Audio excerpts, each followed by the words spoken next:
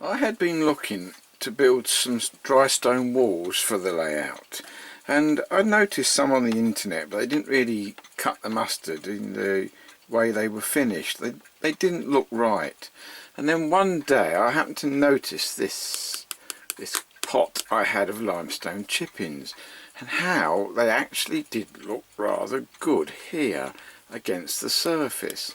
And it occurred to me that that would be ideal as the look I was after for a dry stone wall across the layout.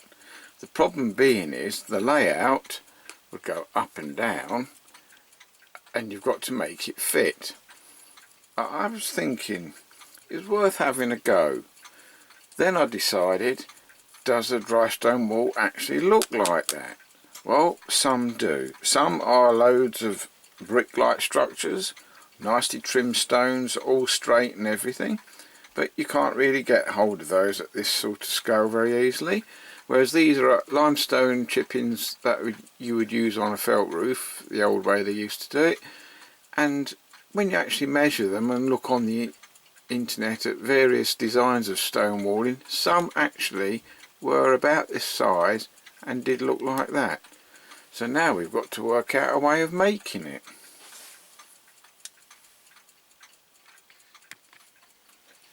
To build these dry stone walls, I used a jig.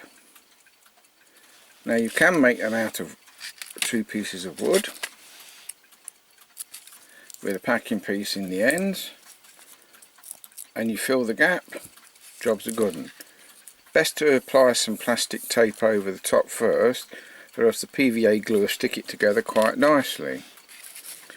I had some Lexan sheeting. Now this is about 3/16 thick. I cut it to lengths of 5 inches, and the height is 11/16. With the packing pieces cut from 2 pieces of the same stuff, it gives an internal wall length of about 4 inches, which is ideal for my particular layout, because as it goes up and down the land and you break pieces off to fit it together, it seems to build easier. If it was a very long piece and you're trying to put it over a bumpy piece of land, it's going to go all up and down like that. The beauty of it is it's taped together, and when you've done, you take it all apart, you stick it in some water, rinse off the glue, and you're ready for next time. So let's show you putting it together.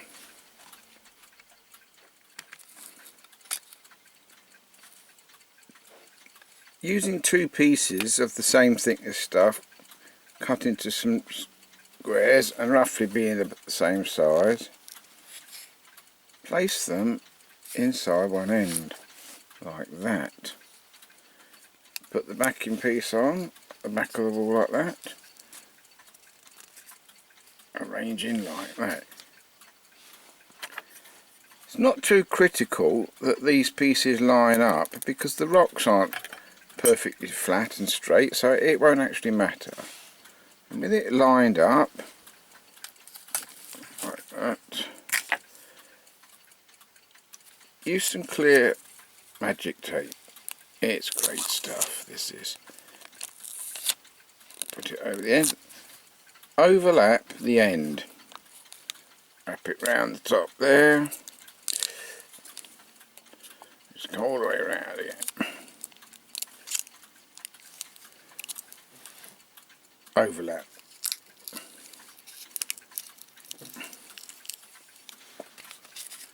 Do the same the other end.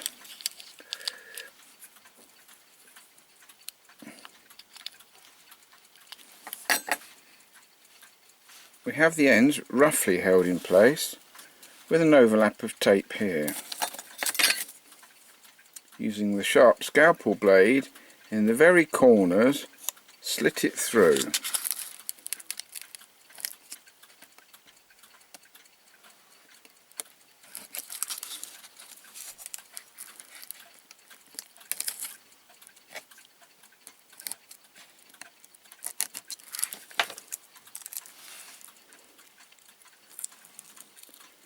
then you've got flaps.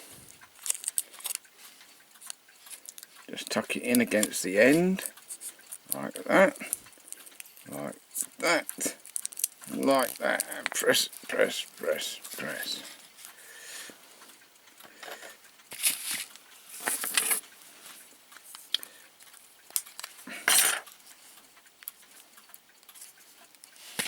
There. And there we have one jig ready. A little hint and tip that's very useful: when you put it down on here, is to apply some tape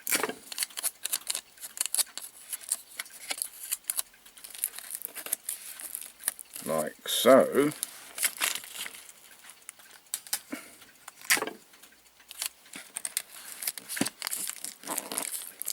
to hold it down, piece at the other end as well, and then it will be stable. Or else you get the situation you're stuffing rocks in there and suddenly over it tips and they all come out the bottom and you have to start again.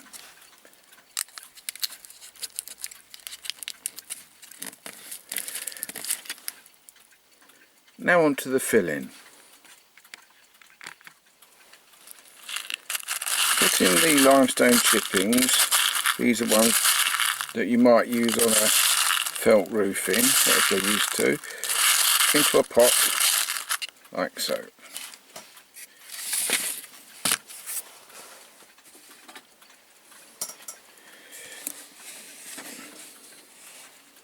Now add some PVA. You want to use thick PVA, like same thickness as a wood glue, about that much. It has to be the thick stuff, and you don't want too much, because this, and then you mix it. If it's too wet, it acts like a varnish.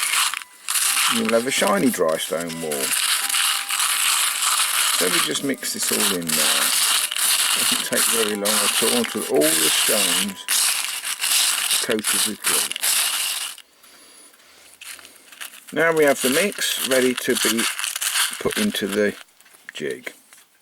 You can spend a lot of time choosing the rocks that have got a flat face and putting the flat face against this. It does look good, but at the end of the day I've done it both ways now, and for the amount of extra time that takes and the results it brings out, the difference is not that great. I just prefer to place them one by one in here, packing them down, keeping an eye through the front here how it's going up to the top and no higher, to give me a wall 4 foot high, and that's it.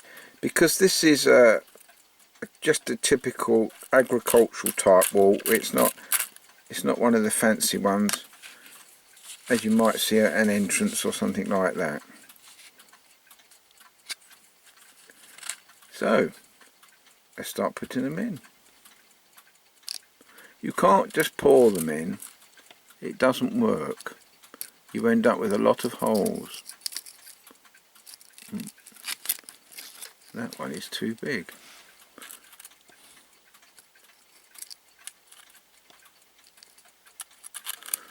I usually go along the bottom, just putting them in, 1 or 2 at a time.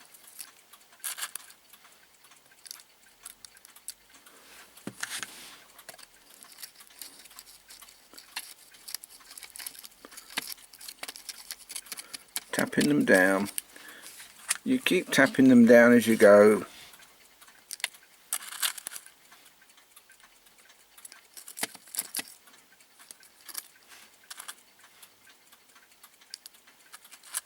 Until it's full. Just like that, just keep going. And every so often, give them a tap.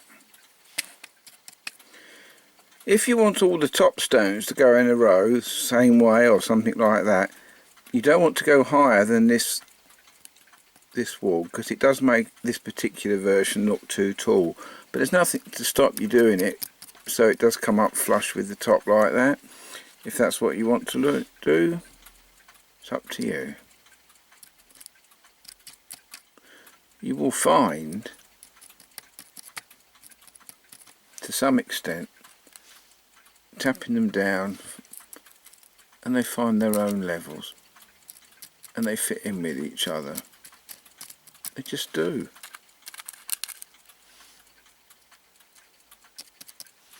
Another thing to remember is that when you're building this, you tap them down just like this and they all move around a bit and they all start to compact. It doesn't matter if it's not perfect, because you're going to be tweaking it once it's in situ, because you can always add another stone on the top, in the front, on the side, because you're going to be gluing them on. So it's not strictly speaking being built like a dry stone wall, but it gives that impression. And because you're going to be moulding it to fit your own landscape, you're going to always need to put odd little stones here and there just to finish it off. So this is just really a substructure to get you going. And here we are, the jig is now filled up to the top as far as we're going to go with the rocks and stuff. It's all been tamped down. I'm going to leave that now I leave them for a couple of days. That way I know it's dry all the way through. There's no point in rushing the job and spoiling it. If it does break, when you take the sides off, you can always glue it back together. And when it's in the situation you're going to put it in, you'll be changing it anyway. Any little holes in the wall that you don't want to be there, or indeed if you want to do some alterations to the top, I use some smaller stuff that I've previously sieved out, and as you can see there's a whole variety of sizes in there, right from the very tiny up to similar size to what we've got on the wall, but it's mainly very fine stuff. It'll take you a long time to do a lot of fiddling, but sticking them on. But as with all these modelling things, the attention is in the detail. After a couple of days drying, we are now ready to open up the mould and see what we've got. Cut through the tape with a sharp knife all the way around there and just undo it.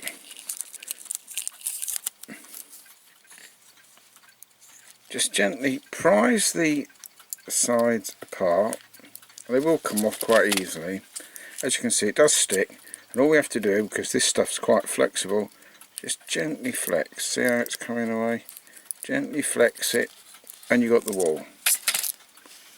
Now when you hold this up, you will notice there are many holes in it, as indeed there were on the prototype, as you will see in the photographs. Bear in mind that you're going to be looking at it by and large from that sort of angle as well, so you won't actually see many of them, and what you do adds to the realism for this particular style. When it comes to gluing them down on the layout, run some thick PVA across the bottoms there, put them down, put a block either side just to rest it, and in a day that's glued. Add some weeds and some moss, whatever you want to do just for detail, and you've got a dry stone wall.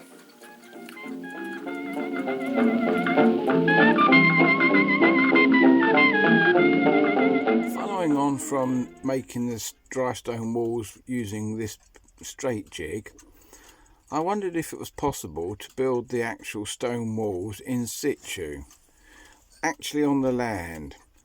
In some situations where the land might curve up and down a bit, it's not feasible to use a long straight edge because the gap will be too big. So I decided to cut some straight lengths into squares. Then they could be taped next to each other one by one, against the land more or less, supported where necessary, and then built up in the same way. And we would end up with a stone wall that fitted the land and still looked the part. This is how we did it.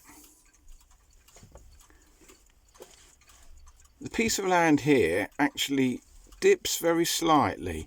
We might have got away with a straight edge, but also where the wall is going curves. And I don't want a straight wall in there, obviously. I want to follow the land as if it had been built by hand. So using the squares that I mentioned here, each one is just taped to the next one, and at the end we use a slightly more rectangular shape so we can put the infill in as we did previously.